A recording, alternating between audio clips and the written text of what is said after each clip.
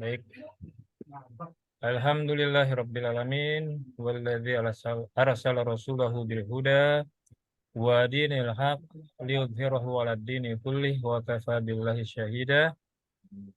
Allahumma shalli wa sallim wa barik wa an'im ala nabiyyina Muhammadin wa ala alihi wa sahbihi wa man tabi'ahum bi ihsanin ila yaumiddin.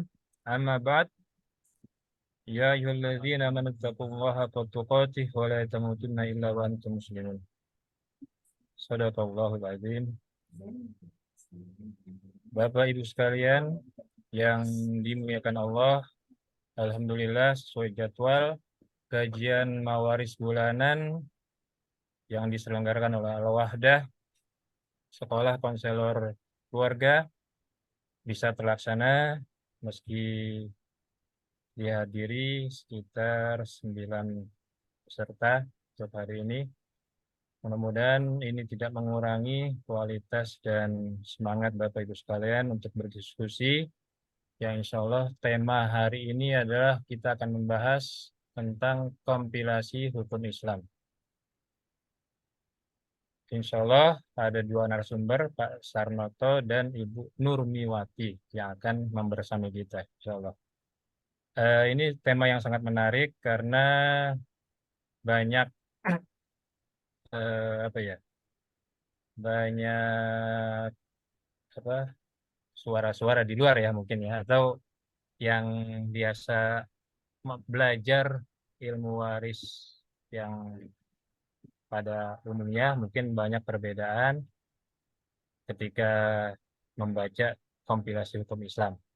Nah, itu makanya perlu kita ketahui apa di balik kompilasi hukum Islam itu. Mungkin belum banyak umat Islam yang mengetahui, juga belum banyak para ustadz, para kiai ya, yang selama ini berkecimpung di dunia waris, belum banyak mengetahui asal-usul. Nah, saat ini insya Allah kita akan membahas pertama sejarah, dan yang kedua sejarah kompilasi hukum Islam, dan yang kedua adalah urgensi kompilasi hukum Islam yang tentunya disesuaikan dengan kondisi negara kita, yaitu negara Indonesia, di mana negara kita ini memiliki keunikan, mungkin tidak bisa disamakan ya hukum-hukumnya dengan kalau kita mungkin eh, ada sengketa bisnis atau ada permasalahan waris ya di negara-negara lain. Negara kita sendiri memiliki keunikan. Nah, insya Allah di situ nanti kita akan mendiskusikan ya mungkin sampai jam setengah jam, 1,5 jam atau sekitar 2 jam lah paling lama ya. Insya Allah mudah-mudahan bisa maksimal eh, dan ini berseri, insya Allah. Maka dimanfaatkan eh, nanti diskusinya. Silakan tanya. Mungkin di tengah-tengah pemaparan bisa langsung bertanya, Mas ya. Pak Aceh. Silahkan kalau memang nanti ada yang mau Tidak masalah ya. Takut lupa mungkin biar bisa berjalan ya. Baik, mungkin di tengah-tengah bisa Bapak Ibu langsung melontarkan pertanyaan. Mungkin takut hilang pertanyaan atau lupa mencatat sehingga lupa, bisa langsung diutarakan.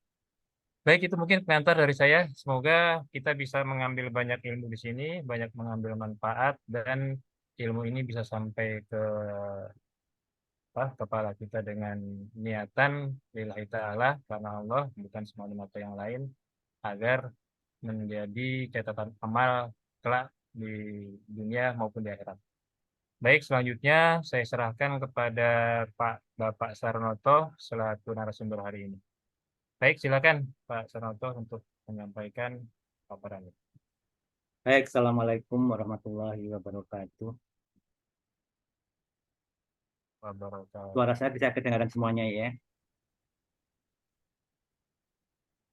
Alhamdulillahirrahmanirrahim. Assalatu wassalamu ala asyrafil anbiya wal mursalin wa ala alihi wa ashabihi ajmain. Amma ba'd.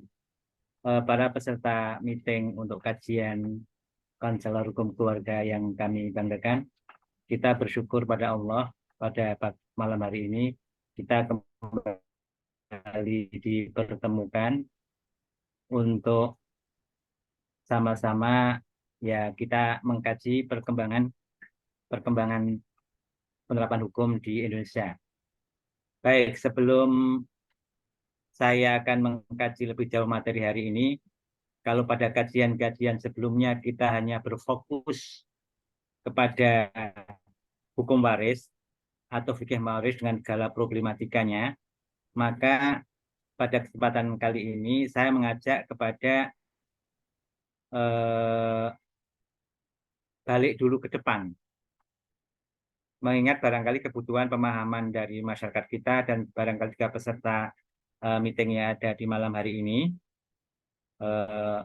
terkait dengan hukum, dan itu juga saya rasa sejalan dengan kelompok kajian kita, konselor hukum keluarga. Nah, karena hukum keluarga itu tidak hanya berfokus pada masalah waris, tapi tentu ada pondasi-pondasi waris itu dari awal. Sebab-sebab dari adanya kewarisan kan salah satunya ada pembentukan keluarga yang berasal dari adanya perkawinan, dan kemudian ada problematika perkawinan juga. Maka tidak ada salahnya untuk memperkaya ini, forum ini, kita hari ini, karena mengingat masukan pada kesempatan yang lalu, ada yang rasanya merasa perlu dan ingin mendalami lebih jauh tentang kompilasi hukum Islam. Nah ini, maka saya merasa kayaknya penting juga dikaji.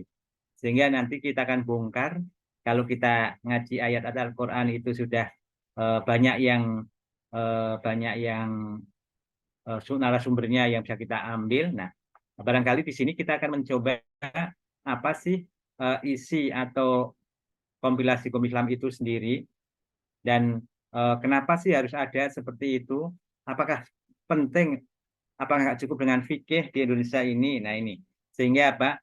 Sehingga disitulah saya merasa berpikir rasa-rasanya perlu juga di konselor keluarga kita ini ada materi ini, karena terus tentu saja memang waris itu berbasis dari keluarga dan bukan keluarga dari perkawinan. Salah satu sebab perkawinan kan adanya karena perkawinan, sehingga menjadi penting juga untuk dikaji.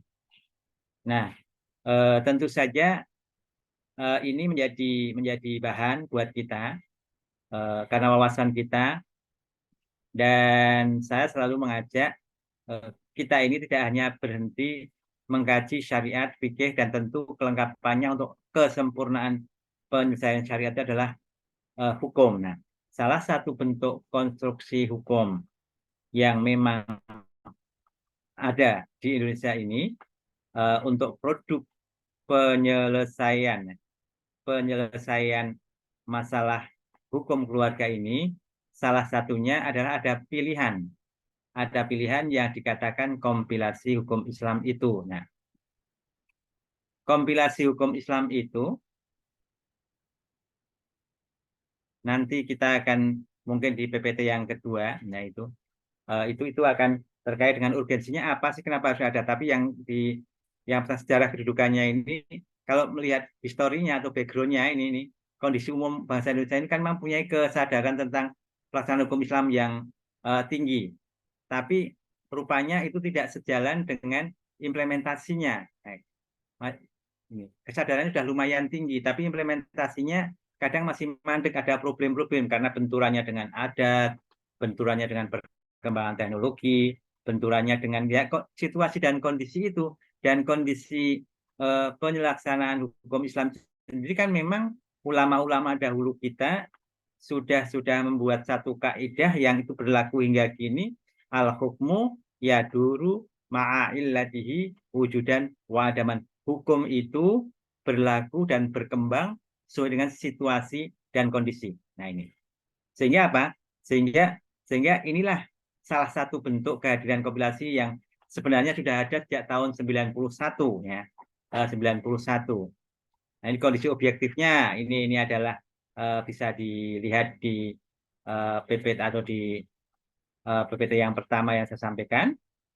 Itu karena memang diwarnai juga ada fanatisme mazhab, kemudian juga ada banyak sumber kitab-kitab yang memang beragam, sehingga dirasa meskipun kompilasi hukum Islam itu jangkauannya masih terbatas hukum keluarga di bidang perkawinan yang secara tuntas itu sejak dari awal sampai perkawinan itu menjadi bermasalah sampai ada perceraian dan ada hukum waris, dan yang belum tuntas adalah masalah wakaf, hibah, dan waktu itu masih ada undang-undangnya yang lain. Nah, maka apa? Maka ini menjadi bagian dirasa pentingnya itu. Jadi background-nya itu seperti itu karena memang di negara kita ini, di negara ini bermacam-macam pemahaman fanatisme mazhab. Nah, kehadiran hukum kompilasi ini sebenarnya kalau kita nanti kembalikan pada urgensinya, ini adalah sebagai untuk mengisi kekosongan pemahaman yang tidak ditemukan dalam fikih-fikih. Nah ini, sehingga karena itu tujuannya dan memberikan perlindungan kepada masyarakat Islam yang karena penerapan hukum Islam yang dirasa tidak adil, ya makalah ini salah satunya kompilasi ini hadir untuk memenuhi itu. Karena banyak kasus contoh misalnya ya, contoh misalnya di kita ini kan masih selalu mengagung-agungkan dalam pernikahan yang penting sah secara agama. Nah, sah secara agama. Tapi ketika perkawinan itu bermasalah, nah ketika nggak ada masalah, aman, jalan terus rumah tangga itu. Sampai meninggal pun nggak masalah. Nah, ketika ada masalah misalnya cerai atau meninggal salah satunya, ada aset itulah baru timbul problem. Hak-hak kebendaannya bagaimana pasangan itu? Sementara nggak punya dokumen yang memang dijadikan dasar untuk itu. Kalau fikih kan memang nggak perlu dokumen ya. Nggak perlu dokumen, tapi kan keyakinan, pemahaman. Lagi-lagi adalah tingkat ketaatan kita kepada syariat ini apakah cuma cukup berhenti dengan fikih atau memang perlu data dukung yang lain sehingga kita akan lebih akan lebih yakin, mantap dalam menjalankan agama ini. Nah, ini yang perlu kita pahami. Maka nanti barangkali ada sedikit di PPT saya yang kedua, itu ada perbedaan syariat, fikih dengan hukum. Itu saya berikan resume yang singkat sekali. Nanti ada perbedaannya beberapa hal seperti itu. Nah, ini akan menjadi penting. Nah, dalam hal keyakinan bahwa yang penting sah secara agama, tapi ternyata ketika ini yang banyak berkali-kali saya sampaikan di beberapa forum termasuk forum ini sebelumnya, itu memang kalau kita merasa cukup berhenti di fikih, ya, ini memang nggak masalah. Tapi problem berikutnya kan kita ini berbenturan dengan dunia modern yang memang juga perlu bersinggungan dengan alat-alat alat-alat hukum yang lain, komponen hukum yang lain. Ketika nggak punya dokumen pernikahan yang sah, maka bagaimana solusinya? Supaya nanti kalau memang ada lahir anak perlu akta kelahiran, kita mau keluar negeri, ada suami istri, tapi nggak punya buku nikah. Nah, ternyata dalam dokumen imigrasi diperlukan catatan itu mau pergi umroh, mau pergi haji, mau traveling kemana, bikin paspor, kan perlu bukti dukung itu. Nah, kompilasi ini hadir terhadap pernikahan yang tidak tercatat, ada solusinya. Nanti kita akan ketemu di pasal 7 kompilasi. Pernikahan seperti apa yang sah secara agama tapi nggak punya dokumen pernikahan, tetapi dia bisa dinyatakan sah dan layak untuk dimintakan buku nikah ke kantor urusan agama. Nah, nanti itu akan ketemu di pasal 7 nanti ini.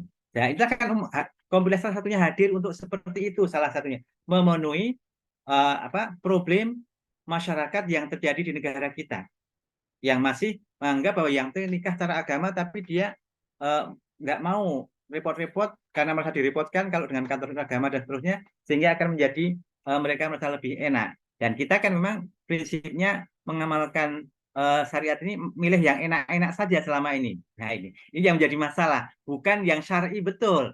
Sementara tujuan syariat kan berkali-kali saya sampaikan juga, di samping menjaga agama, menjaga harta, menjaga keturunan, ada juga menjaga lingkungan dan lain sebagainya, kan tujuannya untuk menjangkau seperti itu. Nah, kalau perkawinan sendiri sudah tidak bisa diharapkan bisa melindungi keturunannya, nah apa gunanya kita cuman nah maka hukum ini hadir untuk menegaskan, untuk menyempurnakan, sebenarnya seperti itu yang dikehendaki. Maka kompilasi ini hadir salah satunya itu. Karena memang praktek keberagamaan di Indonesia dalam menjalankan Islam ini kan berbeda-beda antara dari ujung Aceh sampai Sumatera, Jawa, Sulawesi, sampai ini selama ini kan berbeda-beda. Nah, kompilasi ini hadir. Ini kalau memang itu terjadi masalah dan sebenarnya sasarannya adalah untuk kepada praktisi hukum, terutama hakim-hakim pengadilan dalam menyelesaikan kasus. Ini punya rumusan, oh ini ketika dibawa ke ranah sengketa, kemudian ada penyelesaian, maunya setidaknya dalam hal hukum keluarga, itu bisa diselesaikan sesuai dengan kompilasi itu yang dianggap, dirasakan, merespon semua keinginan masyarakat Indonesia dalam hal penerapan hukum Islam. Karena ini sejarahnya juga tidak hadir begitu saja. Nah, ini kondisi objektif hukum Islamnya seperti itu. Kemudian tentang kompilasi ini sebenarnya tentang kompilasi sendiri dari zaman Khilafah Islamiyah Persia sudah ada itu. Nah, cuman di sana kan tentu versinya berbeda. Tentu kultur zaman Persia itu di tahun 113 sampai 182 Hijriah itu kan berbeda dengan perkembangannya hingga saat ini, misalnya yang Abu Yusuf itu. Kemudian ada Imam Malik sendiri tahun 45 sampai 179 itu kan yang pendiri mazhab Maliki itu kan juga berbeda. Makanya ikuti perkembangan zaman antara Persia, kemudian ada Al-Fatwa India, dan di Turki Utsmani juga ada nih. Nah, ini mungkin bisa dibaca di histori singkatnya itu. Kenapa saya merasa penting historinya ini perlu tahu, sehingga istilahnya kompilasi ini tidak hadir ujuk-ujuk. Ini prosesnya panjang ini.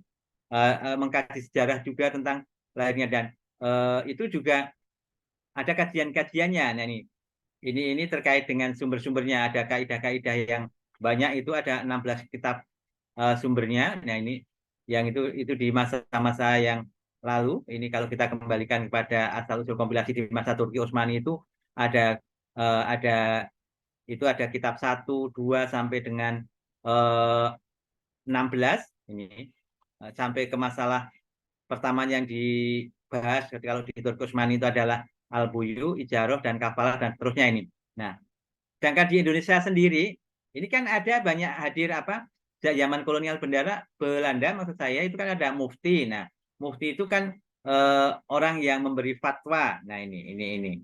Nah, ini sudah ada juga dimulai sebenarnya, cuman waktu itu kan dalam skala yang sangat-sangat sempit di penghulu keraton, di kalangan-kalangan yang tentu sudah melek tentang baca tulis, kemudian tentang mereka sudah mulai paham tentang hukum, sehingga ada kumpulan-kumpulan hukum yang dikatakan Compendium Freyer, misalnya kumpulan hukum perkawinan dan kewarisan, sehingga ada yang tokoh hukum adat itu Terhad, atau juga itu lahir misalnya di Senogorglonya sendiri, misalnya itu ada teori resepsio in complexio, itu nanti kajian teoritisnya hukum Islam itu bisa dianggap sebagai hukum kalau sudah diyakini sama adat, jadikan bagian hukum yang berlaku di lingkungan itu.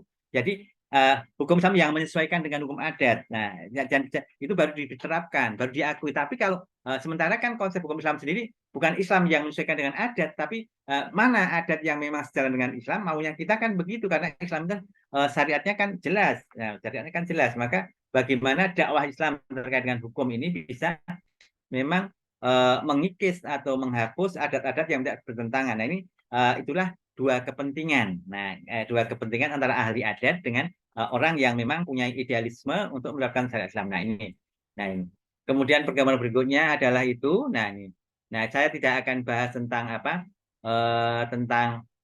tentang sejarah kronologi macam, tetapi saya cuma ingin aja bahwa itulah sejarah panjangnya. Nah, sehingga muncul di tahun 76 itu, mulai tahun 1976 ini ada sudah kumpulan putusan-putusan pengadilan yang dihimpun tahun 1882 itu tahun 76 sudah usaha untuk mengumpulkan hasil putusan-putusan para mufti atau qadhi zaman dulu, putusan kalau ada masalah sengketa waris bagaimana sih, masalah perceraian bagaimana sih, ada kumpulan-kumpulan hukumnya di itu tahun 76.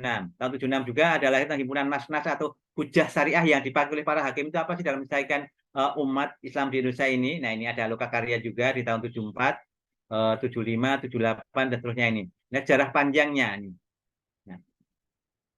Nah, ini kalau kita kembali ke begitu itu. Nah, kalau kita sebenarnya di PPT kedua yang saya sampaikan juga ada bahasanya di sini sih tentang kedudukan kompilasi hukum Islam sama urgensinya ini sebagai pendamping ini. Jadi kompilasi ini hadir sebagai pendamping, maksudnya bagaimana pendamping terhadap undang-undang yang sudah ada dan buku-buku yang telah ada yang dimiliki oleh para hakim atau menjadi pedoman hakim dalam menyelesaikan perkara. Nah, kan ada undang-undang perkawinan, ada undang-undang wakaf. Nah, ini. Kemudian sebagai alternatif. Nah, alternatif ini tentunya bisa digunakan siapa saja. Dari kompilasi hukum Islam ini dapat dijadikan daripadanya sebagai alternatif dalam pandangan dalam bermacam tentang hukum Islam. Sehingga mau diamalkan kalau memang cocok dengan pemahamannya, silakan diambil atau tidak. Nah, yang paling penting yang ketiga ini, mengisi kosongan hukum ini, adanya kompilasi hukum Islam adalah untuk mengisi kosongan hukum. Selagi belum ada undang-undang tentang hukum material yang berlaku atau hukum Islam. Karena terapan hukum Islam dalam perkawinan ini masih ada yang belum ada. Sehingga apa? Sehingga belum ada kajian dalam bahasan fikihnya misalnya, belum ada, kita seperti nanti akan kita ketemu tentang apa? Tentang gonogini, tentang kedudukan anak yang bagaimana nikah saat hamil. Nah, ini dari kompilasi ini kan merespon itu. Nah, itu barangkali yang saya bawa ke situ, kenapa historinya perlu ada. Sehingga kalau kita bahas yang PPT ini, saya kira yang PowerPoint kedua juga nggak penting-penting amat, karena sebagian memang sudah ada di sini. Ini sehingga menjadi apa? Menjadi penting kompilasi ini. Nah, dan tahun 91 sendiri itu merupakan riset yang panjang. Ini saya belum komplit sebenarnya saya ngutip ini karena cuma dadakan tadi habis maghrib sampai isya ini saya cepat ngutip ini saja historinya. Ini masih ada panjang sebenarnya. Di tahun 91 itu adalah finalnya. Sebelumnya ada penelitian-penelitian yang dilakukan terhadap kitab-kitab seperti ada Kifayatul Akhyar, kemudian Al-Fiqhu ala Madzahibil Arba'ah, dan kemudian termasuk Fiqhus Sunnah sendiri. Nah, itu ada 13 kitab yang menjadi referensi kompilasi hukum Islam ini, dan itu diseminarkan oleh perguruan tinggi Islam. Perguruan tinggi Islam se-Indonesia, dari institut, waktu itu masih Institut Agama Islam Negeri Alauddin, kemudian ada dari Aceh Araniri, dari Syarif Dayatullah, kemudian di Jogja Sunan Kalijaga, Sunan Ampel. Nah, mereka melakukan seminar kolaborasi antara apa? Kolaborasi antara Kementerian Agama dengan Mahkamah Agung untuk mengadakan ini. Nah, ini maka apa? Maka itulah lahir kompilasi ini. Nah, yang isinya terdiri dari 3 buku. Yang pertama adalah bab perkawinan, yang kedua adalah bab kewarisan, yang ketiga adalah wakaf, hibah, wasiat, dan sedekah. Nah, yang paling banyak dibahas yang masalah perkawinan. Nah, ini untuk mengisi kekosongan hukum itulah tujuannya. Dan memang tujuannya supaya jangan sampai ada perbedaan dalam apa? Dalam penentuan penyelesaian kalau terjadi sengketa di pengadilan. Sebenarnya tujuan utama kompilasi ini memberikan bahan bekal kepada para hakim, pada para penyelesai sengketa hukum keluarga ini, sehingga tidak terjadi dualisme, perbedaan pemahaman antara hakim A di Aceh, hakim di Sumatera, hakim di Jawa, hakim di Sulawesi, dan sebagainya, itu kok beda-beda standarisasinya. Maka dibawalah salah satu dengan kompilasi ini, bisa itu sebagai pendamping adanya undang-undang yang sudah ada. Ini barangkali kalau kita bicara histori kenapa hadirnya kompilasi ini, sehingga disitulah ada hal yang dianggap kontroversi, makanya kontroversi. Nggak ada ahli waris pengganti, muncul ahli waris pengganti. Ada orang hamil kok boleh dinikahkan misalnya. Nah, itu adalah solusi-solusi yang memang ditawarkan sepanjang dirasakan memang itu karena memang itu menjadi kebutuhan masyarakat Islam di Indonesia. Ini umat ini mau dibawa kemana kalau nggak ada solusi.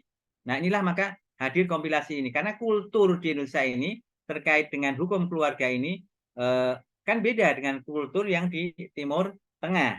Di kita ada yang masih memang menganggap bahwa dan istri itu adalah kalau nggak produktif ya dianggap dia nggak berdaya, padahal pekerjaan istri itu justru lebih berat daripada suaminya bisa jadi.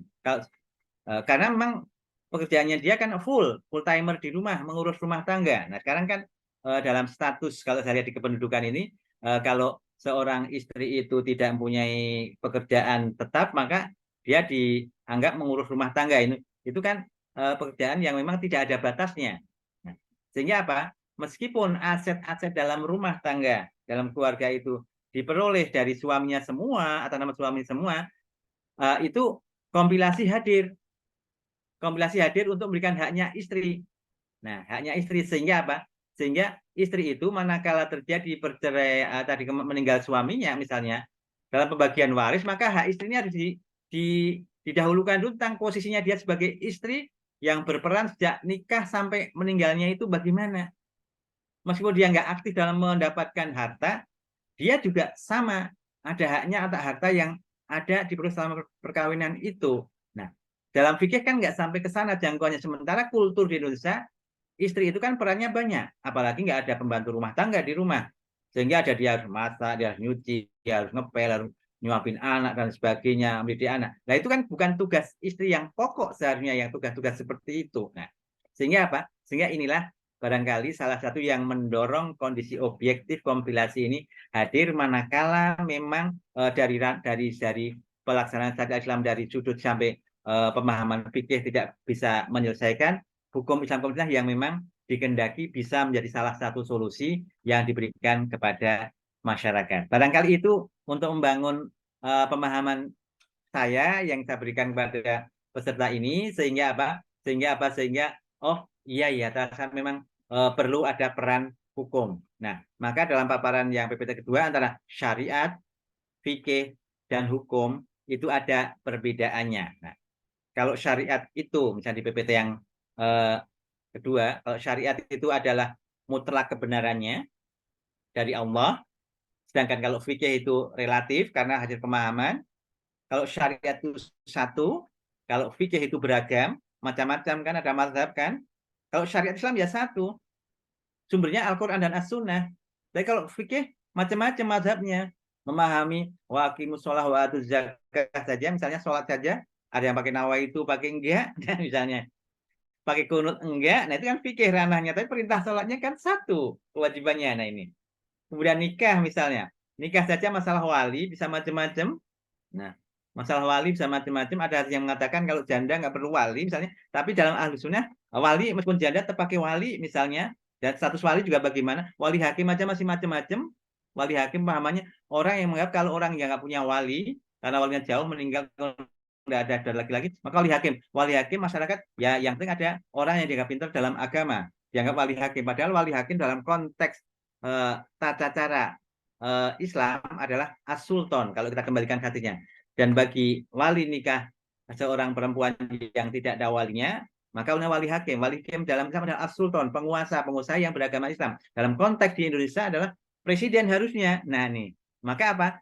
Presiden ada Kementerian Agama mendelegasikan yang paling bawah adalah ke kepala KUA. Nah, di sini uh, peran kita karena menghendaki seperti itu sehingga apa? Wali hakim pun ada mekanismenya dari pemahamannya. Sehingga disitulah kehadiran kompilasi ini menjadi sangat diperlukan dan perlu sosialisasikan memang dan saya nggak paham nih karena memang harusnya sosialisasi ini ada Kementerian Agama yang punya ranah tetapi barangkali dianggapnya sudah pada paham semua, di belakang ini nggak pernah lagi tersentuh tentang sosialisasi kompilasi hukum Islam ini, sehingga problematika masyarakat itu harusnya ada yang terselesaikan yang ada dalam kompilasi, tapi tidak dipahami. Tadi yang saya katakan bahwa ada pernikahan-pernikahan yang tidak tercatat itu yang bisa dinyatakan sah dan akan mendapatkan dokumen pernikahan yang sah, sehingga mereka ada pelindungan hukum jaminan hak-haknya dalam perkawinan itu dengan kembali ke pasal 7 tadi kompilasi hukum Islam itu sehingga apa mereka akan dapatkan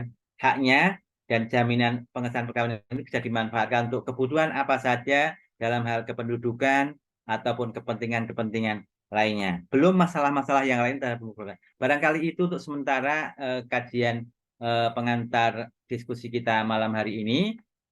Seperti itu yang ingin saya sampaikan. Silahkan kalau ada karena barang mulai beragam, saya lihat ini ada yang raise hand itu Pak Johan, barangkali silahkan saya kembalikan dulu ke Om Anas, Ya, selaku dari penemani baik. silahkan. Baik, terima kasih Mas Bapak Sarnoto. Paparannya sungguh luas dan mungkin tadi sudah ada yang resen ya.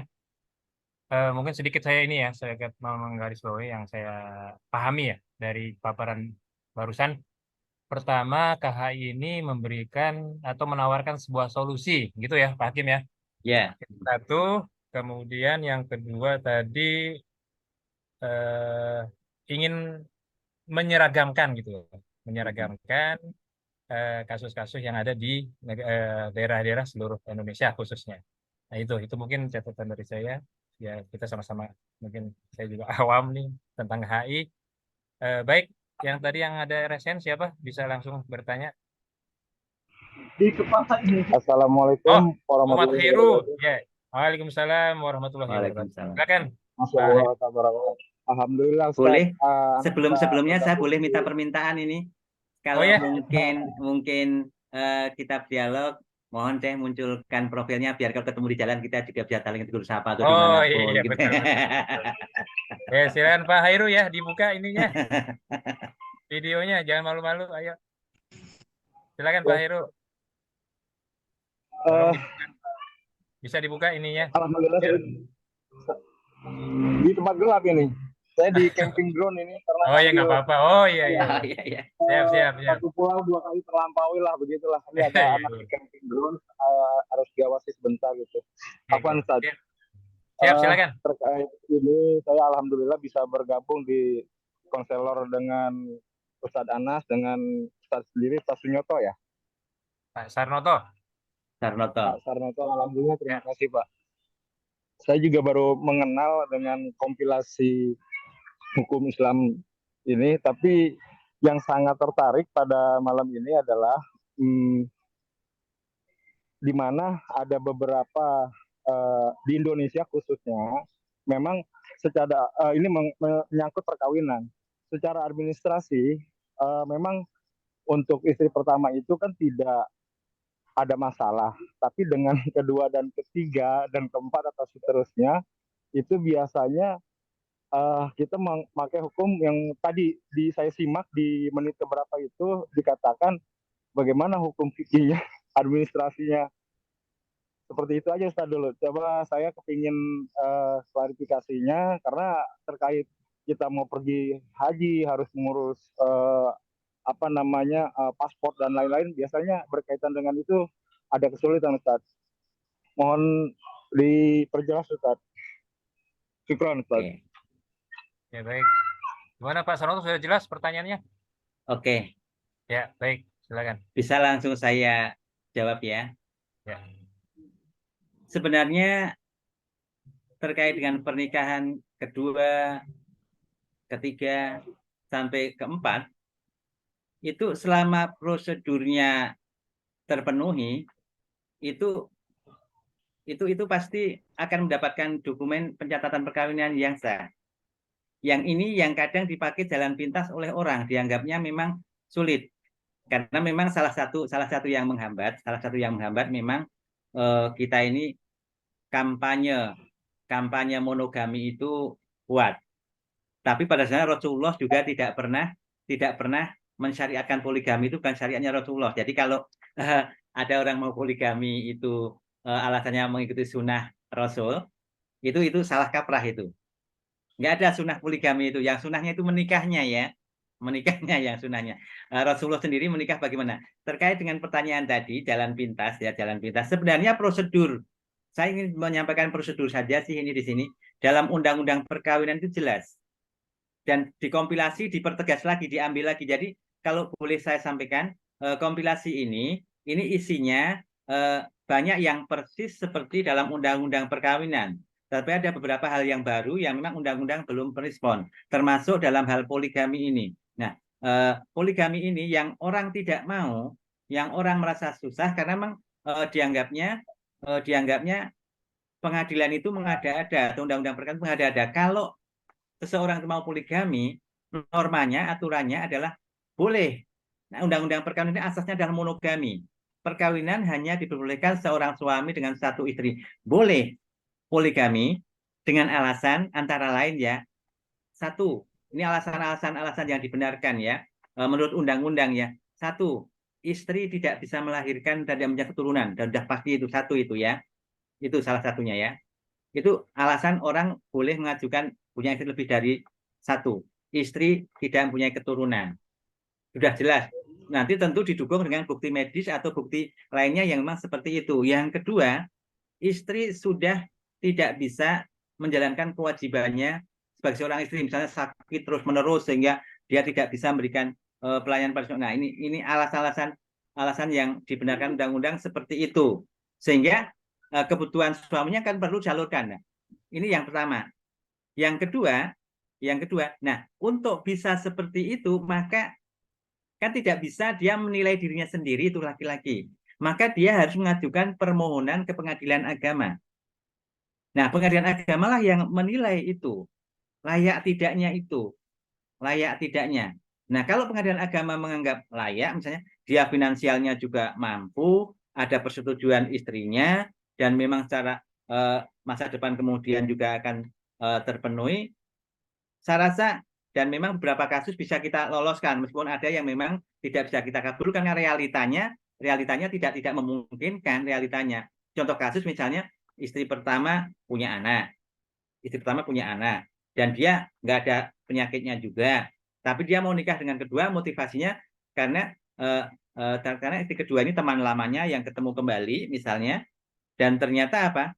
Dan ternyata dia sudah main kucing-kucingan sembunyi-sembunyi sebelum dia minta izin ke pengadilan. Dan ternyata dengan istri pertama pun tempat tinggalnya belum punya tempat tinggal. Nah, sehingga dia istri kedua ini motivasinya cuman dia mau, bisa jadi kami bisa ditemukan data bahwa dia ternyata calon istri kedua itu lebih mapan dan punya tempat tinggal. Dia udah janda ini.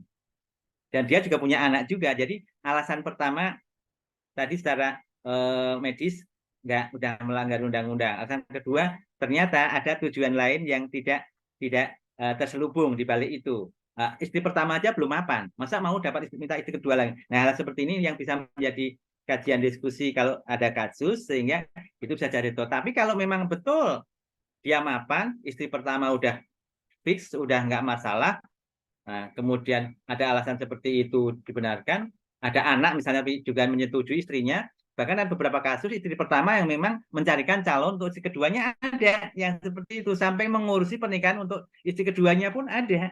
Nah, itu akan jadi apa? Jadi enak, akan diizinkan, sehingga dia bisa legal nikahnya, bisa legal, sehingga nanti dibawa ke KUA izin pertama. Nah, kadang kita kan menganggap izin istri pertama itu dianggap sebagai wah kayak pejabat saja harus izin. Nah, ini kan unsur Islam dalam prinsip-prinsip pernikahan Islam. Dalam fikih banyak kejadian kan harus terbuka, harus tidak sembunyi-sembunyi. Nah, jadi dari kata-kata nikah itu harus terbuka, nggak boleh sembunyi, ini sebenarnya konsep nikah siri sendiri sudah bertentangan dengan fikih sebenarnya gitu. Bertentangan dengan fikih. Karena kan ada konsep i'lamun nikah. Jadi sunnahnya nikah kan harus i'lam, diumumkan. Salah satu dengan walimatul urus, resepsi perkawinan. Nah, kalau sembunyi-sembunyi bagaimana nih? Ada pelanggaran nggak di situ? Nah, ini perlu kita bangun pemahaman itu sebenarnya. Sehingga maka tadi terjadi kalau ada masalah tentu jadi buntu. Tapi udah terjadi itu masalah nikah sirinya bagaimana? Nah, kita lihat, makanya apa? Ada di pasal 7 Kompilasi Hukum Islam, nanti kita cermati, terhadap pernikahan yang tidak tercatat bisa dilakukan pengesahan nikah. Salah satunya adalah pernikahan-pernikahan yang terjadi sebelum tahun 74. Kenapa sebelum tahun 74? Sejak tahun 74 itu kita sudah punya undang-undang perkawinan yang dianggap bahwa setelah ada undang-undang perkawinan tahun 74 itu, maka masyarakat Indonesia ini dipandang, dirasa sudah paham, sudah mulai hukum bahwa pentingnya pencatatan itu. Karena di pasal 1, pasal 2 ayat 1 dan 2 itu, perkawinan adalah sah apabila dilakukan menurut agama dan keyakinan masing-masing, pasal 2 ayat 1-nya. Pasal 2 ayat 2-nya adalah perkawinan adalah harus tercatat. Sebenarnya pasal 1 dan 2 itu tidak boleh dipisahkan, tapi kita pisah-pisahkan pemahaman. Yang penting sah secara agama. Padahal pasal 1 itu adalah untuk keteraturan. Kalau nikah beda agama, itu nggak teratur itu. Nanti anaknya mau kemana, ikut siapa itu. Itu akan menjadi bibit konflik itu. Maka harus diatur, harus sepaham, seakidah. Seakidah aja masih banyak yang ada konflik. Nah, untuk pasal ayat 2-nya ada 2 ayat 1 undang-undang undang-undang perkawinan tahun 74 tadi, ayat 2-nya ada perkawinan tercatat, itu adalah tertib. Nah, Islam kan maunya teratur dan tertib, bukan teratur saja. Nah, ini barangkali yang perlu kita bangun. Maka apa? Kriteria pencatatan perkawinan itu adalah dalam masalah hukum, itu termasuk maslahat mursalah, membawa kebaikan untuk umat. Di syariatnya memang nggak ada, fikihnya nggak nemu, tapi itu penting karena ternyata di dunia ini sekarang perlu dokumen pernikahan. Tadi mau ngurus anak yang lahir, catatan sipil perlu, mau bikin paspor pasangan suami istri satu keluarga perlu. Nah, ini kan menjadi kebutuhan tertib. Nah, kita mau nggak diajak teratur dan tertib ini? Kuncinya di situ barangkali. Nah, kita ini kecenderungan kan mau enak sendiri. Yang penting sah. Inilah pemikiran, kalau saya selalu katakan, pembangunan pemikiran sekuler di kita sudah merasuk ke jiwa kita. Sehingga kita, yang penting kan agama. Kalau enak baru agama. Kalau udah sulit, nanti nyala-nyalain hukum. Nah, hukum ini nggak bener nih. Saya nggak terlindungi nih, padahal dia melanggar itu sudah ada aturan diarahkan. Nah, tadi kembali ke kompilasi yang memberikan solusi, dan yang kedua adalah terhadap perkawinan yang dianggap ragu-ragu tentang sah tidaknya. Tadi terkait dengan walinya tadi, wali hakimnya benar atau enggak. Yang ketiga di pasal 7-nya tadi, perkawinan yang disahkan adalah terhadap adanya dokumen pernikahan yang hilang atau rusak. Itu bisa sehingga misalnya Bapak Ibu punya nikahnya tahun 80-an. Kok hilang ya? Hilang karena banjir, karena kebakaran, terus ternyata dicari ke KUA nggak ada duplikatnya, nggak bisa juga. Nggak nemu misalnya ya dokumennya misalnya di KUA. Itu bisa minta pengesahan nikah untuk biar nanti diterbitkan buku nikah yang baru. Itu solusi itu. Jadi kompilasi ini memberikan solusi sebenarnya terhadap problem-problem yang biasa terjadi di masyarakat. Nah, makanya apa? Makanya alangkah anehnya, alangkah ya tidak baiknya kalau banyak yang menolak. Karena yang perlu Bapak-bapak tahu, ini kompilasi hukum Islam yang ada di Indonesia yang nomor yang ada 3 buku satu. Ini ada upaya lain yang ingin buat tandingan kompilasi yang memang merespon bukan syariat lagi. Dasarnya cuma HAM, hak asasi manusia. Jadi ada kompilasi hukum Islam tandingan yang sudah mulai digagas dari tahun 2003. Sekarang pun cara bergerilya masih berjalan terus. Salah satunya kalau dalam kompilasi kan ada perjanjian perkawinan. Perjanjian perkawinan dalam kompilasi hukum Islam ini merespon tentang hukum perdata. Karena memang kultur di Indonesia kan banyak wanita yang produktif ya, produktif. Kemudian dia sudah punya aset sebelum nikah untuk melindungi haknya perempuan, dia nanti tidak ada percampuran harta, maka boleh perjanjian perkawinan itu dibenarkan. Difikir nggak nemu itu. Nah, sementara yang kompilasi hukum saya katakan ada kompilasi hukum Islam tandingan itu, rumusannya itu masih tersimpan rapi sampai hari itu. Itu salah satunya bahwa dalam perjanjian perkawinan itu diperbolehkan istri itu mau menikah dengan suaminya dengan catatan saya itu masuk ke dalam perjanjian, saya tidak mau melahirkan, tidak mau punya anak. Boleh itu. Apa itu enggak melawan syariat itu? Sementara peran melahirkan adalah peran istri syar'i itu. Nah, belum lagi perjanjian yang lain. Nah, inilah makanya apa? Tadi kembali ke masalah poligami. Nah, solusinya maka nanti kalau memang itu poligaminya itu misalnya apa? Istri kedua dan tidak tercatat itu nanti memang memenuhi syarat seperti undang-undang cuman nggak tercatat, ya bisa jadi dikabulkan, tapi kalau enggak ada karena melanggar, ya itu tertutup biasanya begitu. Makanya dia harus lengkapi dulu dokumen-dokumennya itu. Sehingga apa? Maka solusi untuk menikah lebih dahulu adalah izin poligami yang diajukan ke pengadilan. Nanti pengadilan yang menilai istri itu ridho atau enggak, nanti di pengadilan lah terjadi dibuka itu penjelasan suaminya dihadirkan, istrinya dihadirkan, calon istrinya dihadirkan, sehingga ada yang menilai hakim pengadilan agama. Disitulah peran pengadilan agama di sini. Itu sehingga apa? Untuk pernikahan kedua legal, pernikahan ketiga kalau mau begitu, kalau pernikahan ketiga juga dihadirkan istri pertama dan kedua juga. Nah, sehingga apa? Itu fair, keterbukaannya terus bersambung. Inilah barangkali yang dikehendaki oleh undang-undang termasuk kompilasi hukum Islam di situ, sehingga apa? Sehingga memberikan solusi-solusi yang memang dirasa diperlukan. Tapi lagi-lagi barangkali sebenarnya syariatnya bukan poligaminya ya, nikahnya. Poligaminya itu bukan syariat itu termasuk tawaran dari Allah bagi siapa yang berat, syaratnya berat. Nah, ada adilnya, ada macam-macamnya, tapi paling tidak kalau undang-undang yang saya sampaikan ada seperti yang dua. Jadi sementara itu barangkali penjelasan saya untuk di sesi ini. Silakan kalau masih ada yang lain. Baik, terima kasih Pak Sarwanto. Gimana Pak Hairudin? Cukup? Baik ya. Nah, baik kalau sudah cukup, silakan yang lain mungkin Bapak Ibu yang lain. Kalau belum ada, mungkin sedikit saya mau apa, melempar kasus-kasus selama ini yang terjadi ya. Belum lama ini Pak Hakim kan ada kejadian ya di beberapa daerah, salah satunya di Ponorogo ya, yang meminta dispensasi nikah. Karena ketahuan banyak dari siswa-siswa ya SMA kayak gitu nikah hamil duluan. Nah, ini itu kalau solusi KHI-nya itu seperti apa? Itu yang pertama. Terus yang isu-isu yang banyak terdengar ya, yang saya dengar nih, yang sampai di telinga saya, kasus-kasus KHI itu yang membuat inilah sedikit kontroversi apa di tengah-tengah para kiai ustadz ya. Tentang ini Pak Sanoto, 50% itu, bagian itu. 50% 50%. ya ketika wafat istri atau suami, 50% ini bisa dulu itu punya apa istri yang istri, kemudian baru 50% dibagi. Nah itu. Terus yang kedua lagi tentang pengganti waris ya. Pengganti yang kemarin kita bahas ya, Ahli waris pengganti. ahli waris pengganti. Nah itu. Mungkin yang baru saya dengar sih itu sih.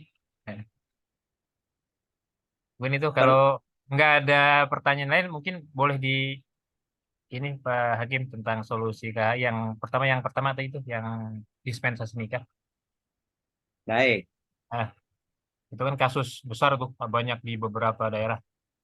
sebenarnya untuk awal 2020, 2021, 2022 memang terjadi lonjakan usia pernikahan dini yang sampai kasusnya harus memang minta izin ke pengadilan.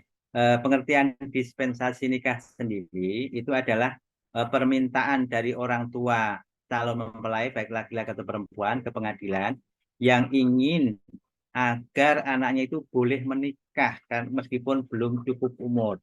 Nah, belum usia pernikahan itu yang menurut Undang-Undang Perkawinan di pasal 7 yang tahun 74 itu untuk perempuan adalah 16 tahun yang dianggap layak ya. Kalau fikih kan yang penting udah balik, udah menstruasi, nggak ngelihat umur kan. Tapi kan orang kadang-kadang perlu kepastian, maka undang-undang perkawinan itu 16, laki-laki 19. Nah, di tahun 2019 itu terjadi perubahan undang-undang perkawinan nomor 16 tahun 2019. Usia perkawinan itu baik laki-laki atau perempuan ya, itu masing-masing sama 19 tahun baru boleh dianggap layak menikah.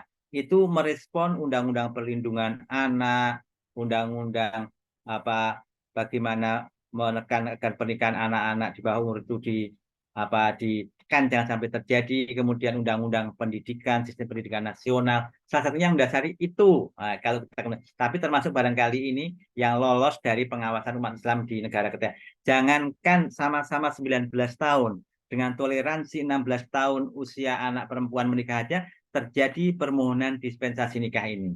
Itu kalau mau nikahnya memang dapat dokumen pencatatan perkawinan. Nah, selama ini kan prakteknya kan enggak. Kalau zaman dulu ya, zaman dulu masih bisa dinaikkan umurnya. Kalau mau nikah itu ya, 15 tahun udah dinaikin aja umurnya. Nah, sekarang nggak bisa main gitu. Karena sistem NIK ini kedetek semuanya data kita gitu loh. NIK itu, nanti data kependudukannya akan link kemana-mana. KUA pun udah bisa ngecek data kependudukan kita kalau kita ada urusan. Nah, cocok nggak dokumennya? Kalau ada hubungannya, nah disitulah maka apa?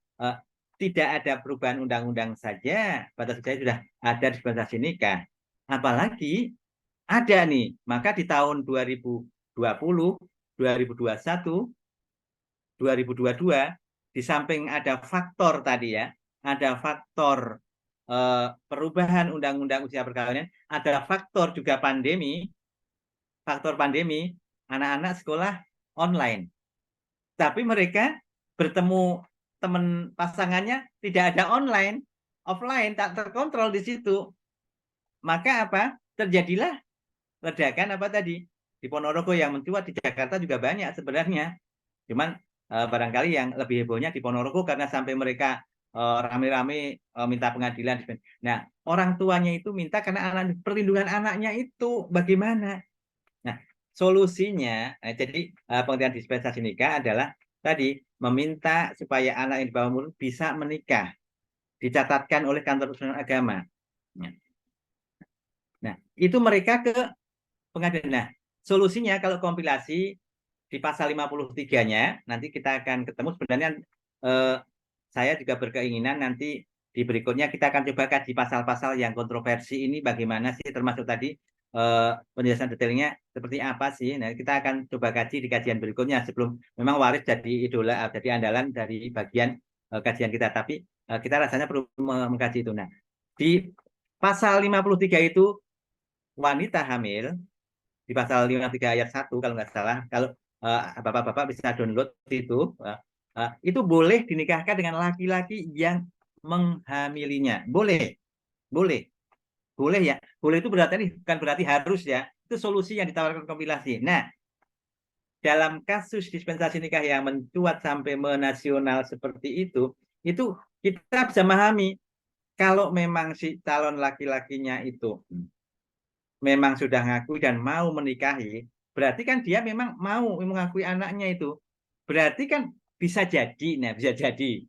Kan kalau kita kembali ke fikih, kalau orang sudah orang sudah mau menikah, ada alasan yang mendorongnya itu kuat, apalagi sudah dia mengaku menghamili dan anak sudah hamil betul perempuannya itu, bisa jadi untuk menikahnya itu, kalau kita kembali ke fikih kan fikih ketahuan halal, haram, wajib, mubah, sunnah. Nah, nikah kan ada sunnah, ada wajib. Bisa jadi kan ada wajib didorong untuk ini. Nah, persoalan zinanya memang persoalan lain ya. Hukum zinanya lain, tapi hukum status anaknya ini yang perlu dilindungi. Hukum tentang hubungan mereka yang dilindungi. Zinanya ya tetap zina misalnya. Maka apa? Dalam hal ini pasal 53 kompilasi berikan. Nah, untuk merespon itu Mahkamah Agung bikin aturan mekanisme untuk memeriksa anak-anak yang menikah di bawah umur. Ini kalau orang tuanya mengajukan ke pengadilan agama, ini orang tuanya yang mengajukan, nggak boleh anaknya langsung karena anaknya masih di bawah umur. Jadi orang bisa mengajukan perkara pengadilan kan tentu dewasa sendiri dalam undang-undang masih bermacam-macam itu. Kalau undang-undang kependudukan kan 17 tahun udah dapat KTP. Undang-undang pidana 18 tahun. Nah, undang-undang perkawinan dianggap layak 19 tahun. Tapi kalau untuk undang-undang tentang saksi, 15 tahun aja boleh jadi saksi di pengadilan anak-anak itu. 15 tahun tuh. Kan macam-macam ini. Sehingga antara undang-undang yang satu dengan yang lainnya yang ada di Indonesia ini berbeda-beda, bermacam-macam kriteria dewasa itu. Maka apa? Tadi boleh. Nah, kalau seperti itu kan bisa jadi yang menurut. Nah, kalau nanti salah satu yang dispensasi nikah itu boleh karena ada alasan yang sangat mendesak. Yang mendesaknya apa? Tadi karena ada kejadian hamil dan suaminya calon laki-lakinya mau dan mengakui. Nah, ini kan sudah menjadikan dasar boleh. Ya tidak boleh kalau dengan tanpa menunggu dan di situ di pasal berikutnya dengan adanya pernikahan yang dilakukan oleh laki-laki dan perempuan pada saat hamil, maka apa? Tidak perlu akad nikah baru setelah anaknya lahir. Nah, ini tidak ada seperti itu. Nah, jadi karena di situ tidak sudah laki-laki yang mekanismenya dalam penyelesaiannya Mahkamah Agung bikin peraturan bahwa hakim yang meriksa itu harus memang memahami problem anak, memahami bagaimana pendidikannya, bagaimana kultur keluarganya. Maka dihadirkan dua keluarganya dihadirkan, keluarga calon mempelai laki-laki dihadirkan, ditanyain tanggung jawabnya bagaimana. Kan anak masih di bawah umur, nanti mau tanggung jawab nggak kalau ada apa-apa. Dan memang ada beberapa kasus setelah anak-anak itu menikah, diberikan izin menikah, ternyata setahun 2 tahun kemudian kemudian lagi minta cerai. Ada 2-3 kasus yang saya hadapin Jakarta Utara itu seperti itu. 2 tahun yang lalu dia minta dispensasi nikah, ternyata tahun ini mengajukan perceraian. kita salah-salahin orang tua, bagaimana nih orang tua tanggung jawabnya, ternyata ini terjadi.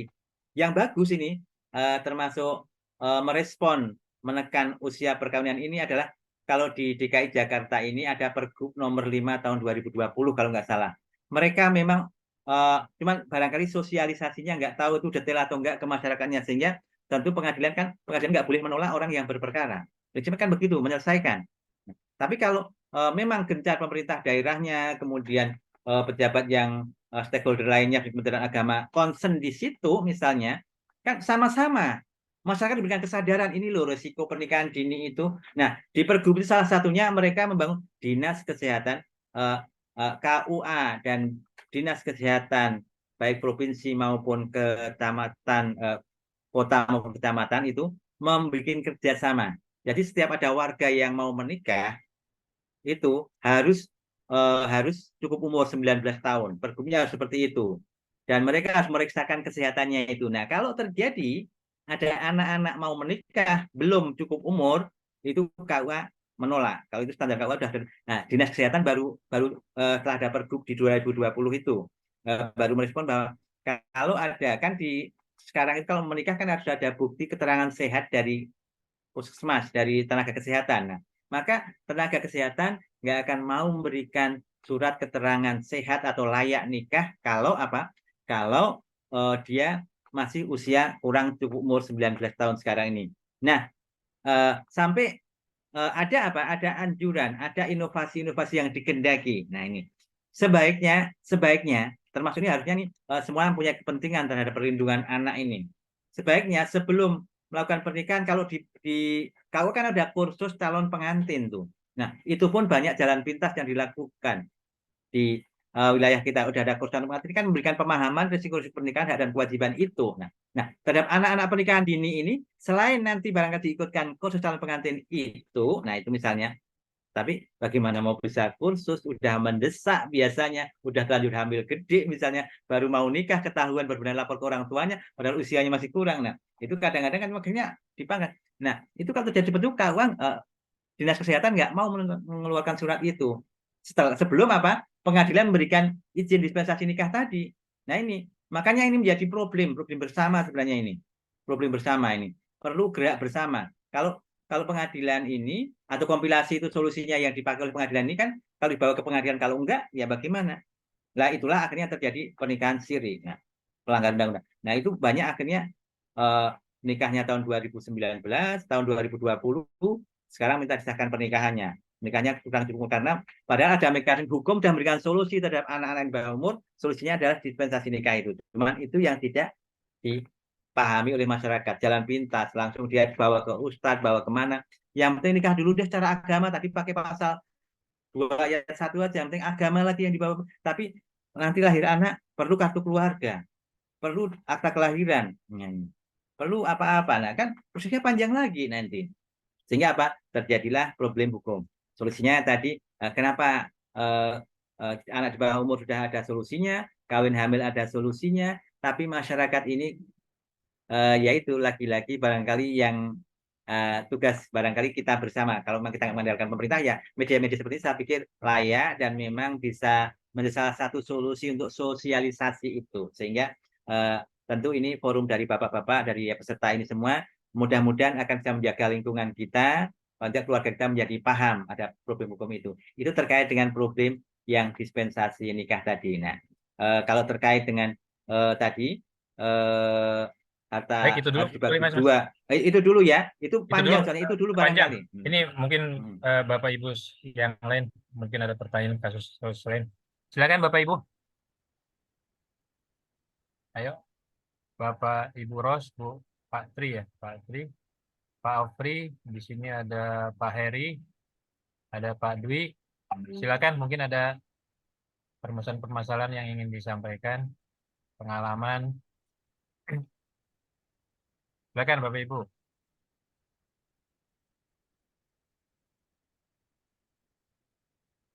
Ada? Kayaknya belum ada nih, Pak.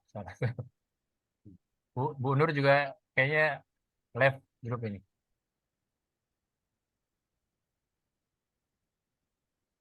Baik. Baik, Pak Sonal, kalau nggak ada, boleh deh itu yang mengenai kontroversi itu. Itu biasanya sih yang paling banyak gitu. Yang paling banyak dibicarakan orang ya. Tentang 50-50 itu. Boleh dibahas mungkin sedikit, Pak Sanoto, silakan. Jadi kalau ada suami istri meninggal, asetnya dibagi dua dulu ya. Itu selama tidak ada perjanjian perkawinan. Kan ini konsep dasarnya sebenarnya harta harta benda yang diperoleh dalam perkawinan itu. Harta benda yang diperoleh dalam perkawinan sumbernya yang ada 4 itu. Pernah kita kaji dulu yang masih kita offline kali ya. Offline ada 4 sumber harta kekayaan dalam perkawinan.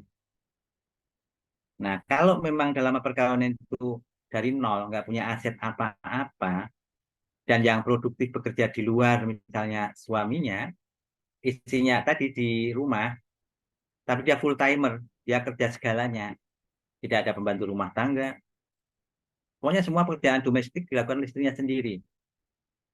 Jadi dia itu ya bekerja sebagai babysitter, sebagai menyiapkan makanan. Nah itu kan ibaratnya kalau kita membangun perusahaan, kan ada yang punya modal, ada yang pengelola modal itu biar dikembangkan atau biar punya investasi, biar ada keuntungan, kan begitu.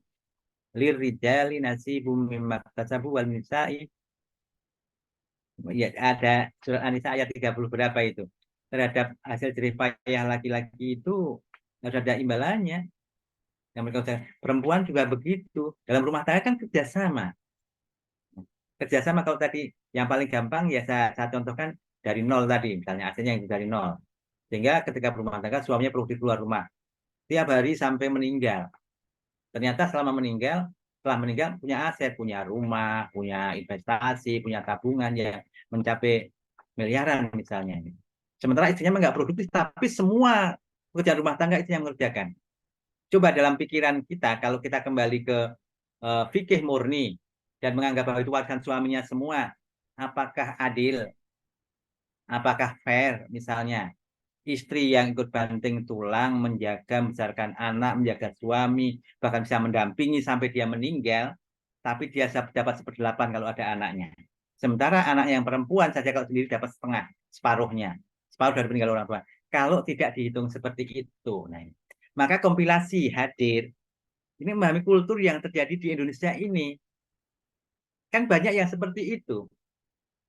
Lalu kalau terbalik misalnya, istrinya yang produktif, tapi istrinya menjadi bapak rumah tangga, bagaimana? Tentu beda juga normanya. Artinya patokan 50% itu norma mengambil kebanyakan kultur di Indonesia rumah tangga itu kalau suami bekerja, istri di rumah, dan dia mengerjakan segalanya, tidak ada yang lainnya, maka apa? Tadi ketika meninggal, karena itu dikiaskan membangun usaha, syirkah, kerjasama untuk membangun usaha, sehingga apa? Ya, maka ketika ada profit, sebelum ada kewajiban yang diselesaikan oleh pemilik pasangannya, maka kewajiban bersama dituntaskan dulu, hak bersama selesaikan dulu, jangan abaikan. Nah ini pemahaman seperti itu yang memang jauh sekali dari pemikiran para barangkali asatid atau orang-orang yang paham fikihnya, memang orientasinya fikih saja, tapi tidak membawa padahal syariat ini kan juga dilindungi hak istri dong. Coba selama misalnya 40 atau 50 tahun berumah tangga tidak menjadi istri dari suami yang produktif tadi, istri ini dilepas, bisa jadi dia lebih produktif, bisa jadi loh, jadi lebih banyak. Tapi karena dia ini taat sebagai istri dan dia bentuk implementasinya adalah mau, dia rela sebagai apa, sebagai bekerja apa saja di rumah, tapi yang penting dia bisa mempertahankan rumah tangganya dan memang terbukti bertahan sampai akhir misalnya. Kenapa tidak diberikan penghargaan seperti itu? Nah, maka salah satu motivasi kompilasi yang mendorong kultur di kita ini tadi, al-hukmu yaduru ma'illadihi wujudan wadah. Hukum itu berlaku sudah. Hukum itu adalah mengikat. Kalau syariat itu kan tadi tidak mengikat untuk penyelesaian kasus. Kalau ada, manakala memang memang sudah taat fikihnya betul, jadi istri ya cuma melayani suami saja, nanti urusan cuci piring ya udah ada yang ngurusin, sampai untuk mandikan anak-anak dan ngurusin. Nah, ini persoalan itu lain karena kultur kita beda dengan kultur yang ada di Arab Saudi. Bahkan di Arab Saudi sampai hari ini konon ya, kan nggak ada teman-teman yang cerita itu kalau istri itu menyusui anaknya sendiri itu dibayar sama suaminya loh, istri loh. Dibayar. Kalau dia misalnya mencucikan baju, dibayar. Makanya istri itu betul-betul untuk suaminya. Nah, di kita kan enggak. Di kita kan enggak gitu loh. Kadang malah seenaknya saja suami. Ada jadikan alasan anaknya bayi, anaknya masih kecil, dianggap dia enggak pedulikan suaminya, padahal udah perhatiannya untuk ke anaknya juga. Nah, jadi masalah. Nah, jadi salah satu rumusan gonogini harta bersama itu seperti itu salah satu dasar. Nah, makanya ketika meninggal sebelum dibagi waris, keluarkan haknya istri dulu. Sehingga hak warisan suaminya yang dibagi ke ahli warisnya ya setengahnya itulah gitu. Itu salah satu pemahaman simpelnya yang saya sampaikan. Jadi rumah tangga ini diibaratkan ada sebuah kerjasama, usaha bersama suami istri. Nah, lain halnya kalau memang aset yang diperoleh itu adalah warisan suaminya dari orang tuanya, atau suaminya memang sudah punya keuntungan penanaman saham yang dilakukan ditanamkan sejak sebelum menikah, harta bawaan misalnya, itu beda. Nah, kalau memang dari nol itu maka harta bersama adalah harta yang diperoleh suami istri sejak menikah sampai terjadinya putusnya perkawinan itu, dan perkawinan bisa karena kematian, bisa karena perceraian, maka apa? Dianggap harta bersama, dan sepanjang tidak ada perjanjian perkawinan yang pemisahan harta, maka semua yang diperoleh adalah selama menjadi harta bersama. Nah, kalau tadi istrinya yang produktif, suaminya yang tidak produktif misalnya, nah itu ada mekanisme lain karena dalam Islam sumber penopang utama hidup maksudnya rumah tangga menjadi imam adalah suami. Jadi maka apa termasuk dalam kebutuhan nafkah sebenarnya kewajiban suami, maka dalam kondisi tertentu seperti itu bisa saja diperhitungkan juga setengah-setengah, tapi harus juga diperhatikan bagaimana kewajiban suami selama ini. Nah, ini terhadap suaminya terpenuhi nggak? Nah, kalau ketika rumah tangga sedang aman, itu nggak ada masalah. Nggak ada masalah. Tapi ketika sudah putus, entah meninggal atau bercerai, itu akan diungkit-ungkit seperti itu. Nah, itu yang kadang makanya kalau yang sadis misalnya setelah meninggal, istrinya ini kebetulan nggak punya anak, misalnya sama diusir sama keluarganya, suaminya almarhum misalnya, udah terus keluar, nggak bawa apa-apa, kan sadis, padahal dia udah mendampingi puluhan tahun, nggak ada anak misalnya, dia nggak dapat hak apa-apa, kan nggak ada anaknya, cuma dapat dapat itu dia cuma dapat seperempat misalnya. Padahal dia yang termasuk yang hemat, bisa. Nah, ini keluarganya yang lainnya langsung mengkup semuanya, kamu haknya cuma seperempat. Padahal dia bisa punya aset karena juga jerih payah istrinya yang memang bisa menjaga amanah suaminya ini. Nah, ini barangkali yang perlu, yang tidak sampai ke situ pemikirannya. Jadi syariat ini memang akan sampai kalau sudah ada problem itu hukum memang harus bisa memberikan solusi. Nah, di kita kompilasi menawarkan seperti itu salah satunya. Nah, ini barangkali itu terkait dengan itu. Kalau masalah ahli waris pengadilan sudah ada putusan yang itu, mungkin nanti kita akan review lagi di lain waktu barangkali. Baik. Ya, terima kasih Bapak Sanoto.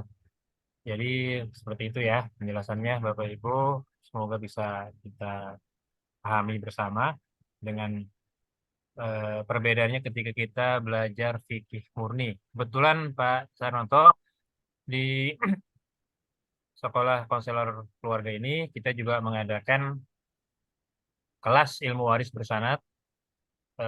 Ini selama kurang lebih 6 bulan. 6 bulan kita mengkaji satu kitab ya. Jadi kitab ini penulisnya Syekh Faiz bin apa namanya itu? Bin Ahmad Al-Ghumidi. Beliau ini pengisi ilmu waris di Masjid Nabawi. Itu sekarang kita sedang jalani, sekarang sudah level 2. Memang tidak ada pernyataan yang seperti barusan kita bahas ya, 50-50 tidak ada. Jadi, tapi nggak apa-apa, ini kan sebagai basic. Kita mempelajari basic yang sebenarnya fikih yang sudah ada itu seperti apa. Ini baru level 2. masuk level 2, berikutnya nanti level 3. Mungkin kalau ada Bapak Ibu di sini yang berminat, bisa ikut bergabung bersama kami untuk membahas, mengkaji satu kitab full ini. Jadi memang ini satu-satunya, saya pikir satu-satunya, belum ada yang se seintensif ini. Biasanya sih kalau saya lihat ada yang cuma 3 hari, paling lama ya sepekan. Tapi ini kita kaji hampir 6 bulan, 1 semester, memang hanya sepekan sekali. Itu mungkin. Ya baik, ya Bapak Ibu yang lain mungkin ada yang ingin disampaikan. Baik, mungkin saya sampaikan ya. Sebenarnya kalau mengkaji kompilasi ini, kalau saya ajarkan di kampus itu 1 semester juga ini. Kebetulan semester ini saya juga mengajar Sama mata ya. kuliah kompilasi hukum Islam juga. Jadi Iya, kalau iya. tadi yang masalah yang sampaikan Om Anas tadi itu nyomot-nyomot saja itu, nyomot-nyomot saja. Maka sebenarnya saya punya mau juga kelas kompilasi lah bahasa saya barangkali ini. Nah, Kita boleh juga kita itu. akan Ya. tuntaskan ini kan kita makanya pagi ini atau pakai malam ini saya baru history dulu dan Ya, ini urgensinya awalan dulu. lah. Ya, sebagai pengawal. Nanti berikutnya saya akan kupas pasal-pasalnya sehingga Nah, akan lebih real lagi gitu loh. ya, Itu yang bagus. mau saya karena mengingat di season yang lalu ada peserta dari Sleman kalau nggak salah waktu itu. Oh Nah, iya, itu betul. dia yang tertarik dan kebetulan nggak bergabung malam ini. Kita mau Nggak ini bergabung. berkelanjutan juga gitu Betul, sehingga betul. karena kan sama dengan label kita kan konselor hukum keluarga kan tidak hanya waris saja. Jadi basicnya Iya, kan iya. dari masalah pernikahan ini gitu. Ya, Nah, ini. betul. Terus nanti kan kita juga harus paham juga eh, kalau orang kenapa sih harus boleh bercerai dan akibat cerai apa saja sih dan kompilasi bagaimana sih menawarkan undang-undang Islam doktrin fikihnya bagaimana kita bisa perbandingkan dan kalau itu tidak betul itu kita belajar dari basicnya fikihnya dulu.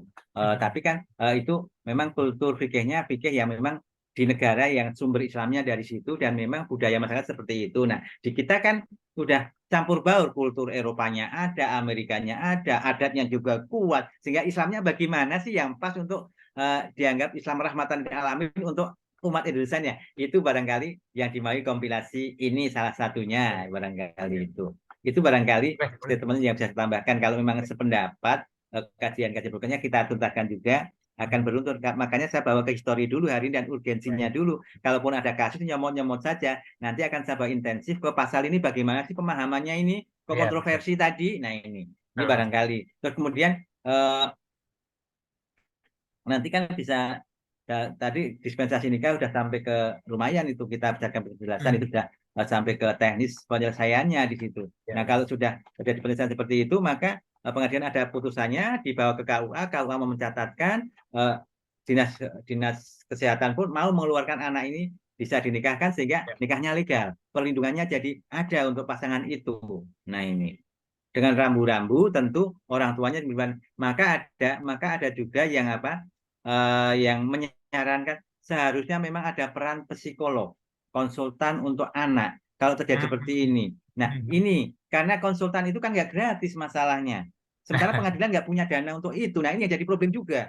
Ada anjuran dari aktivitas perempuan itu betul juga bagus juga jangan sampai psikologi anak ini belum siap menikah tapi dia harus segera menikah dengan pendampingan. Nah Betul. ini Ya, yang ya, seperti ya. ini yang jadi problem sebenarnya. Kami juga mikir gitu loh. Nah ini yang tidak dipahami oleh masyarakat sehingga akhirnya jalan pintas. Nah nikah siri kan lebih bahaya lagi. Ya, Nanti nggak terjaga, nggak terpantau misalnya kan itu problemnya ini problemnya. ya. Nah ini Oke. barangkali problem kita bersama. Nah, ini. Baik, itu menarik loh. Menarik Pak Hmm. Sanoto. Mungkin ke depan nih sebagai awalan aja ya, sebagai awalan. Hmm. Tadi history, membahas history. Mungkin nextnya boleh tuh dicicil ya dari awal Iya tahap dari bab buku satu, satu pasal bab satu. satu, Hmm. nah, Hmm. sampai selesai. Sampai 1 semester juga nggak masalah, insya Allah banyak yang minat itu. Ya mudah-mudahan kita bisa berkesinambungan Nah ya, betul sekali itu kan. intinya karena apa karena ada di kompilasi itu juga syarat-syarat wali itu yang bagaimana sama dengan fikih itu ketika ada titik perbedaannya kenapa berbeda. Nah di situ yang menjadi masalah kan nah itu yang menjadi masalah dengan fikih dengan undang-undang. Nah barangkali itu yang perlu penjelasan sehingga pemahamannya seperti dan kita kalau nggak ada di kompilasi nggak ada undang-undang mencarinya ke Ya, fikih pasti ke betul. fikih larinya gitu dari sumber utamanya barangkali itu. Ya, lalu dengan itu bisa jadi inilah seri video kita nanti bisa jadi salah satu sumber lah opsi untuk mempelajari KHI itu. Kalau emang bisa berjalan setiap Iya, bulan secara rutin bisa jadi ini sumber-sumber lain. Ya. Baik, mungkin masih ada lagi. Sudah jam 9, kalau memang sudah tidak ada diskusi, Pak Hairudin, tadi sudah cukup ya? Insya Allah nanti di kesempatan yang akan datang kita masih banyak yang dibedah untuk lain-lain hal. Oh ya ya, Sangat kompleks dan saya sangat antusias, senang banyak ya. ilmu yang didapat dengan Alhamdulillah. Ustaz Sinyoto. Syukran Baik Ustaz, baik. barakallahu fiik. Wah ya wah ya. Wah baru. Ini nggak nyaut. Baik, yang lain mungkin ada Pak Heri, Pak Dwi, Pak Ofri, Bu Ros, Putri, silakan. Di luar kasus ini juga nggak apa-apa, di luar tema pembahasan ini seputar warisan, seputar Keluarga. pernikahan dan lain, seputar keluarga intinya.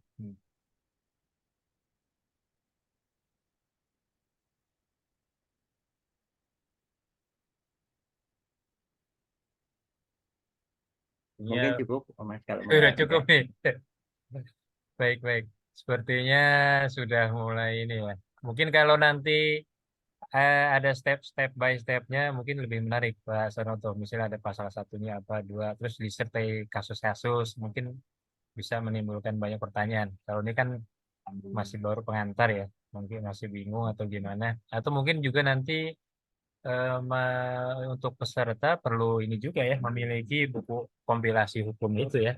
Jadi Atau pesan saya gini aja deh, kompilasi gimana? itu kan bisa di-download. Bisa Nah di-download ya, itu. Nah, betul. silakan download saja Bapak Ibu semuanya. Nggak perlu beli bukunya, kan itu udah isi kontennya kan ada Oh di kompilasi hukum Islam. Itu bisa ya, di-download itu. betul.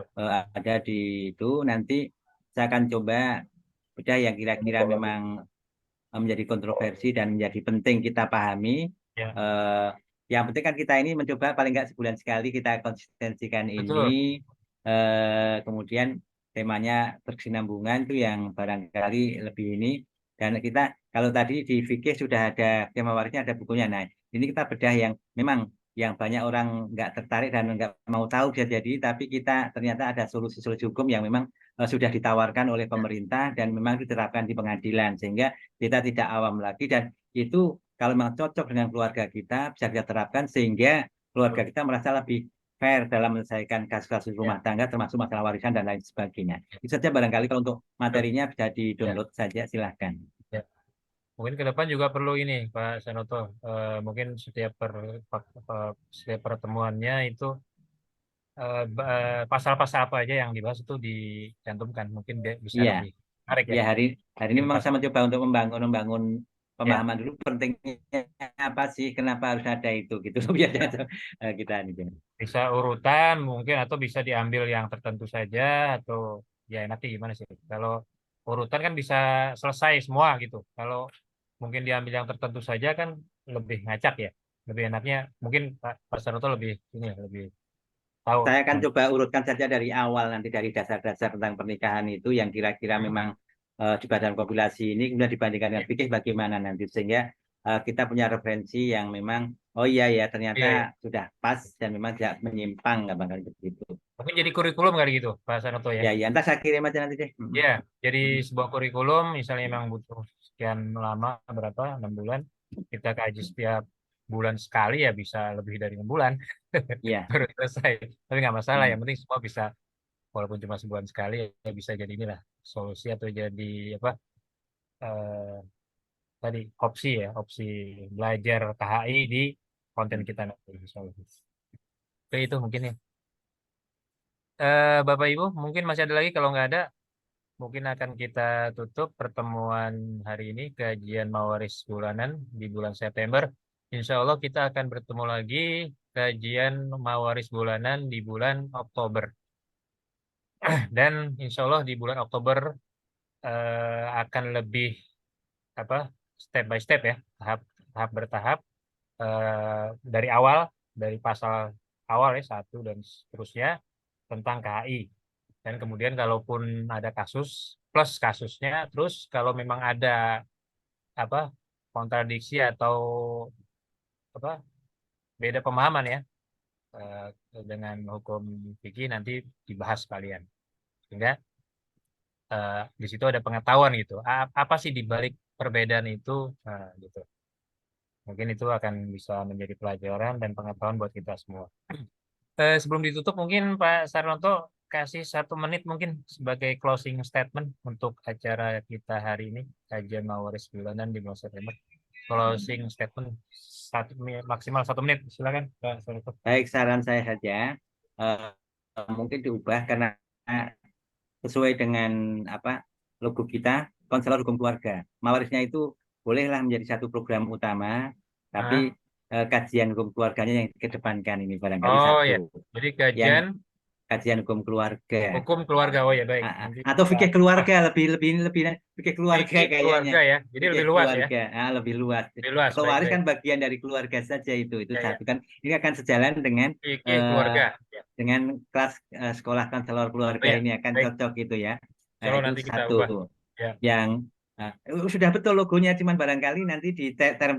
Nah, mungkin di sesi saya adalah belajar tentang kompilasi ini, sesi yang lain tentang waris kan begitu, sehingga kalau Oh ya, istilahnya cuman kita waris saja, seolah-olah kita fokusnya ke waris saja, gitu. Padahal sementara ya. kan mengembang ke yang lain, dan memang itu saya merasa itu juga diperlukan di masyarakat. Itu satu. Yang kedua, kalau yang penting kita memang merutinkan sebulan sekali, nggak perlu lama-lama, satu jam atau 1,5 udah terlalu lama, untuk mencoba kita ya. Dan saya juga minta pendapat nanti kalau memang ada problem yang perlu dikaji diskusikan bersama, silahkan dari peserta link ini, kita meeting ini, sampaikan saja, minta dikaji ini urgent misalnya, sehingga perlu penyelesaian bersama. Dan syukur, dan saya tidak menganggap saya juga sebagai satu-satunya yang bisa memberikan pendapat atau pandangan yang menjadi referensi, tapi kalau ada yang lainnya yang paham hukum, silakan sama-sama kita diskusi bareng-bareng untuk mencari solusi untuk memecahkan problem bersama yang ada di lingkungan kita. Itu saja barangkali dari teman saya di malam hari ini. Ya, baik, terima kasih. Ini barusan saya share grup kajian kita, Sekolah Konselor Keluarga. Mungkin bagi yang belum gabung dan ingin gabung, silakan bisa gabung di grup WA kita ya, di atas. Silakan yang mau gabung, Sekolah Konselor Keluarga. Jadi ketika ada kegiatan bisa langsung terpantau di grup dan bisa mengikuti terus kajian-kajian yang kita adakan. Baik ya, catat ya.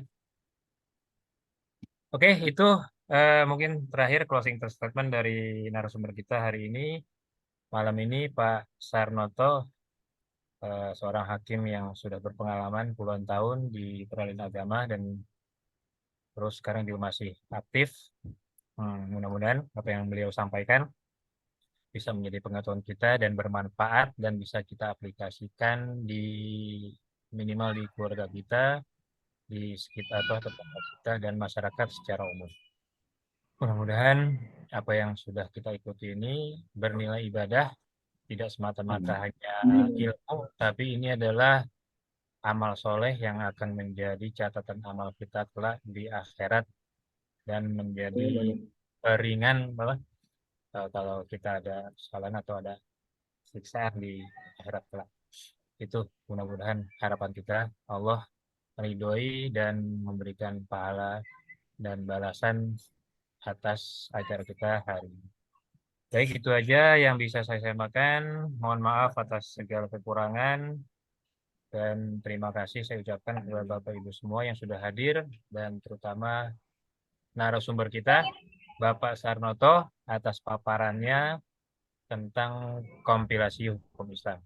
Jazakumullahu khairan katsira untuk semuanya. Mari kita tutup dengan baca hamdalah.